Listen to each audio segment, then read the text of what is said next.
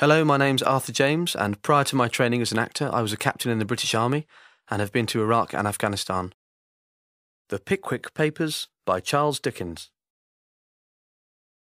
"Golden Cross," said Mr. Pickwick. "Only a bob's worth, Tommy," cried the driver sulkily as the cab drove off. "How old is that horse, my friend?" inquired Mr. Pickwick, rubbing his nose with the shilling he had reserved for the fare. 42, replied the driver, eyeing him askant. "What?" ejaculated Mr. Pickwick. The driver reiterated his former statement. Mr. Pickwick looked very hard at the man's face, but his features were immovable, so he noted down the fact forthwith in his notebook. "And how long do you keep him out at a time?" inquired Mr. Pickwick, searching for further information. 2 or 3 weeks, replied the man. "Weeks?" said Mr. Pickwick in astonishment, and out came the notebook again. Edward from A Slight Ache by Harold Pinter. I want to speak to that man. I want to have a word with him. It's quite absurd, of course. I really can't tolerate something so absurd. Right on my doorstep. I shall not tolerate it. He sold nothing all morning? No one passed? Yes, a monk passed. A non-smoker? In a loose garment.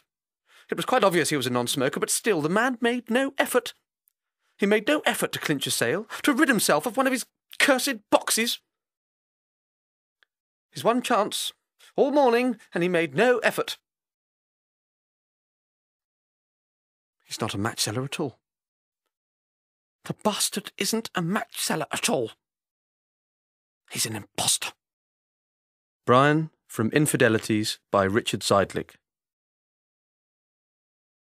Christ, I'm no good at this.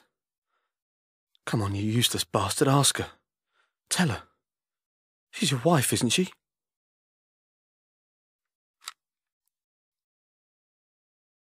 I don't know what to say. Belize is still the same stinking cesspit it's always been. It's still hot. Even the flies are sunburnt. I said that last time, didn't I? I'm not boring you, am I? I've got my hand bandaged up at the moment. Got stabbed by a tree out on patrol. Harris flicked a snake at me.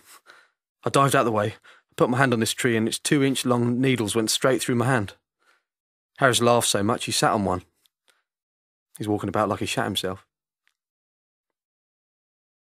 Anyway, 3 more weeks and I'm home. Take care of yourself, Jen. Bye. Two's Company by Lee Hall. Just one little fib, that's all it takes. You are single, aren't you? Thinks. Well, it's only a one-night stand. Yes? You just say yes because you don't want to hurt her feelings. You don't want to ruin the situation. And the next time it's worse. If you tell her now, you really will ruin the day. And it goes on and on. The trouble with me is I'm too nice. The trouble with me is I just don't want to hurt anyone's feelings. And nobody's feelings are hurt.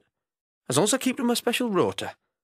As long as I keep everything in order, everyone's happy. Nobody's any the wiser. Cassius from Julius Caesar. Why, man, he doth bestride the narrow world, like a colossus, and we petty men walk under his huge legs and peep about, to find ourselves dishonourable graves. Men at some time are masters of their fates. The fault, dear Brutus, is not in our stars, but in ourselves that we are underlings. Brutus and Caesar. What should be in that Caesar? Why should that name be sounded more than yours? Write them together, yours is as fair a name. Sound them, it doth become the mouth as well. Weigh them, it is as heavy. Conjure with them. Brutus will start a spirit as soon as Caesar. Now, in the name of all the gods at once, upon what meat does this our Caesar feed? That he has grown so great. Age, thou art shamed. Rome, thou hast lost the breed of noble bloods.